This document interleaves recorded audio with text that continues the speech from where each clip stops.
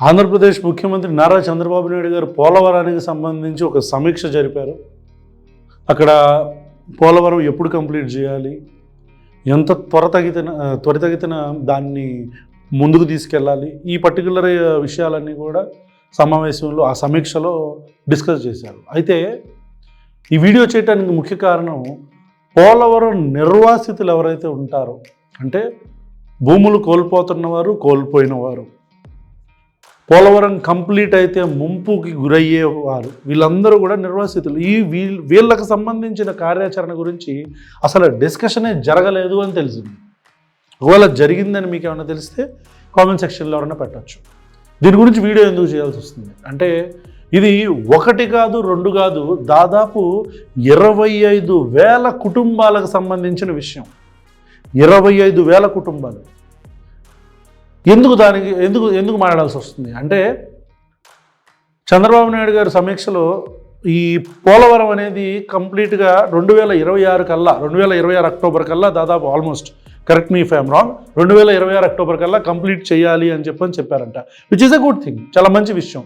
ఒకవేళ పోలవరం కంప్లీట్ అయితే సాగునీరు కావచ్చు, త్రాగునీరు కావచ్చు, అసలు చాలా మంచి బెనిఫిట్స్ వస్తాయి. దాని గురించి కావాలంటే సపరేట్ వీడియో చేస్తాం. అయితే ఒకవేళ 2026 కల్లా ఇది కంప్లీట్ అయిపోతే, 2026 అక్టోబర్ కల్లా పోలవరం మొదలైతే 25,000 కుటుంబాలు, అంటే దాదాపు 25,000 చిల్లర కుటుంబాలు మొత్తం మునిగిపోతారు. సో వీళ్ళ పరిస్థితి ఏంటి అనేది వాళ్ళు ఆందోళన చెందుతున్నారు. ఇది గ్రౌండ్ లెవెల్ రిపోర్ట్. అయితే 2025 మే కల్లా ఒక నివేదిక ఇచ్చి 2026 కల్లా I will tell you the exact situation. 2025 మే నాటికి భూసేకరణ, సెప్టెంబర్ నాటికి కుటుంబాల తరలింపు చేపడతామని కలెక్టర్ల కాన్ఫరెన్స్లో షెడ్యూల్ ఇచ్చారంట. ఓకే, ఏంటది? 2025 మే నాటికేమో భూసేకరణ, సెప్టెంబర్ నాటికి కుటుంబాలను తరలిస్తారని. అయితే ఇప్పటిదాకా జరిగిన తరలింపు కేవలం 22%. 25,000 మందిలో ఓన్లీ 20%, ఆల్మోస్ట్ 20% మాత్రమే ఈ తరలింపు అనేది జరిగింది. మరి మిగతా 80% అంటే దాదాపు 18,000 కుటుంబాలు ఏవైతే ఉన్నాయో, వీళ్ళెవరికి పునరావాసం క్రియేట్ చేయలేదు, భూసేకరణ జరగలేదు. ఓకే, ఇదొక పాయింట్.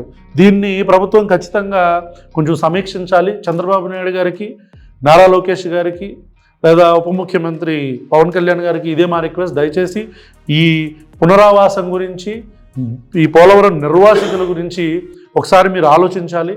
దాని గురించి ఒకసారి ఒక సమీక్ష పెట్టి దీన్ని కూడా త్వరితగతిన చేయాలనేది మా రిక్వెస్ట్.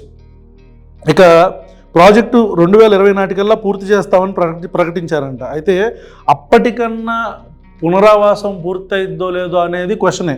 ఎందుకు అంటే, ప్రాజెక్టుకి, పోలవరం ప్రాజెక్టుకి ఇటీవల 12,000 కోట్లు రియంబర్స్ చేసిందంట ప్రభుత్వం. ఓకే, అయితే గతంలో ఇచ్చిన ఫండ్స్ ఏదైతే ఉన్నాయో, ఏది 19 నుంచి 24 దాకా ఫండ్స్ ఏదైతే ప్రభుత్వం ఇచ్చిందో, 14 నుంచి 19 దాకా ప్రభుత్వానికి ఇచ్చింది, 19 నుంచి 24 దాకా పీపీఏనే చేసుకుంది. ఈ మొత్తం ఫండ్స్లో 1% కూడా నిర్వాసితులకు యూజ్ చేయాల. ఇది రికార్డెడ్ డేటా. 1% కూడా నిర్వాసితులకి, అంటే భూసేకరణకు కావచ్చు, లేకపోతే నిర్వాసితులకి కట్టాల్సిన కాలనీలు కావచ్చు, వీళ్ళకి, అంటే ఎక్కడైతే ఇప్పుడు ముంపు పరిస్థితి ఉంటుందో, ముంపు ప్రాంతాలు ఉంటాయో, అక్కడి నుంచి వీళ్ళందరినీ తీసుకొని వేరే ప్రాంతానికి తీసుకొచ్చి అక్కడ కాలనీలు కడుతున్నారు.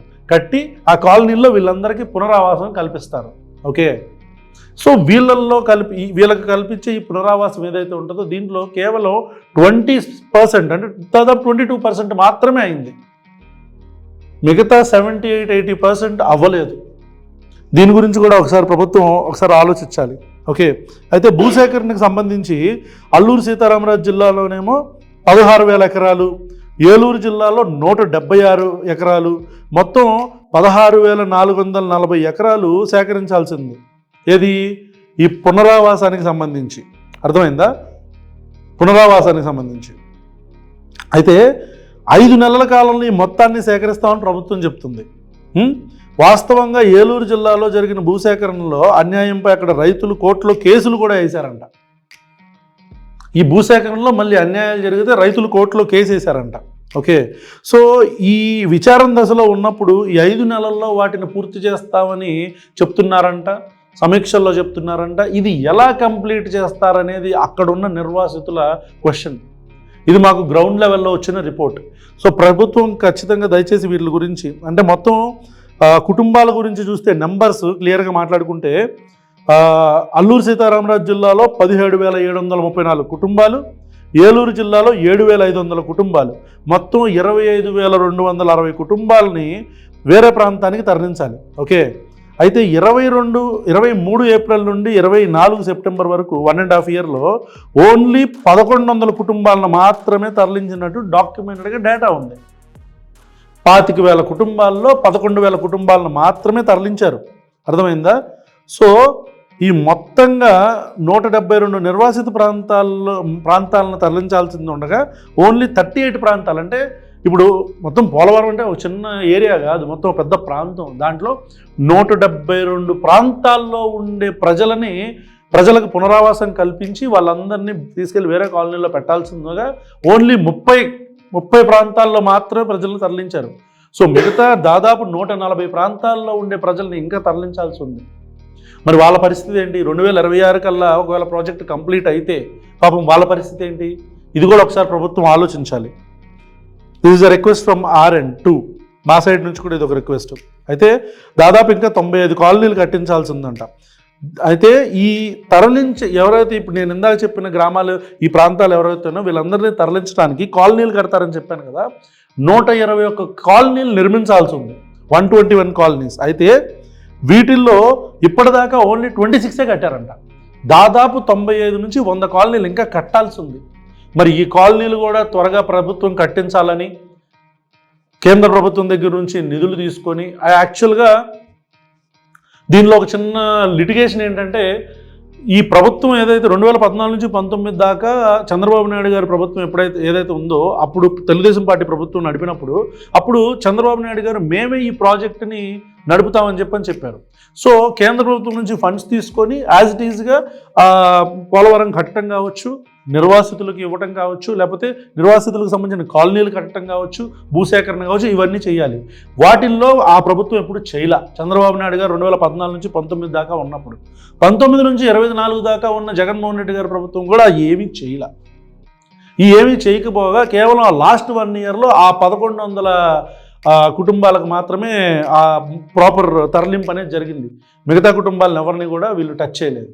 ఓకే, సో ఇప్పుడున్న ప్రభుత్వం మళ్ళీ దీన్ని పీపీఏకి ఇచ్చేసింది కాబట్టి, కేంద్ర ప్రభుత్వం మాత్రమే దీన్ని పర్యవేక్షిస్తుంది కాబట్టి, 2026 అనేది డెడ్ లైన్ కాబట్టి, 2026 ఎండింగ్ అక్టోబర్ అనేది డెడ్ లైన్ కాబట్టి ఈ 1.5-2 సంవత్సరాల్లోనే ఇది కంప్లీట్ అవుతుంది. ఎందుకంటే దాదాపు 10 సంవత్సరాల నుంచి ఇది అవ్వట్లా. 10 సంవత్సరాల నుంచి అవ్వంది 1-1.5 సంవత్సరంలో అయిపోద్దా అంటే దానికి ప్రభుత్వమే సమాధానం చెప్పాలి. సో ఆంధ్రప్రదేశ్ రాష్ట్ర ప్రభుత్వానికి మా విన్నపం, దయచేసి ఈ పునరావాసానికి సంబంధించి ఈ నిర్వాసితుల గురించి మీరు ఆలోచించాలని, రాజకీయాలకు ఎలాంటి తావు లేకుండా, ఎలాంటి స్వార్థాలకి పోకుండా నిస్వార్థంగా పనిచేసి, అక్కడ ఆల్రెడీ రైతులు కూడా కేసులు వేస్తున్నారు ఏలూరులో కూడా, మళ్ళీ ఏలూరు జిల్లాలో కూడా. కాబట్టి దానికి సంబంధించి కూడా ఒకసారి మీరు సమీక్షలు నిర్వహించి అట్లాంటి అన్యాయాలు, అక్రమాలు, లేకపోతే లంచాలు తీసుకునే అధికారులను పక్కకు తప్పించి, నాయకులను పక్కకు తప్పించి వీళ్ళకి న్యాయం జరిగేలా చూడాలి, వాళ్ళకి నిర్వాసితులందరికీ న్యాయం జరిగేలా చూడాలని కోరుకుంటూ థ్యాంక్ యూ సో మచ్.